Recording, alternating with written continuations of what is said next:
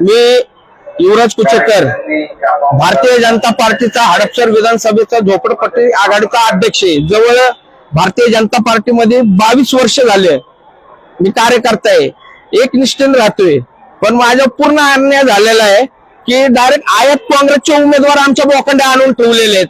आम्ही जे पक्षात काम केलेले त्याचा आम्हाला काय पक्षाने काय फळ दिलं नाही, काय नाही। आमदारांनी सांगितलं त्या मुरली अण्णा मोवळणी केले, मुरली अण्णा म्हणला की तुमच्या योगेशांना टिळकरणी केलंय। आम्ही ज्याच्याकडे न्याय मागायला गेलेले, आमच्याकडे आम्हाला काही न्याय भेटला नाही।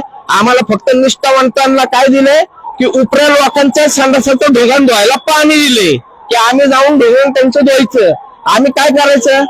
पक्ष आम्ही वाढवलाय, काँग्रेसवाल्यांनी वाढवला नाहीये का? पक्ष कार्यकर्ते मजबूत नव्हते का? हे अन्याय झालेला आहे ना, अक्षरशः जे झाले ना चुकीचं झालेले। मी तर काय पेटवून घेणार नाही, पण ही आपत पेटणार आहे का की बीजेपीचे जे आहेत उमेदवार ते 100% नाही 110% पडणार आहे। आणि हा शब्द माझा एका मागाचा मर्यादा लक्ष्मी आहे, जय मांगीर बाबा, जय लवजी।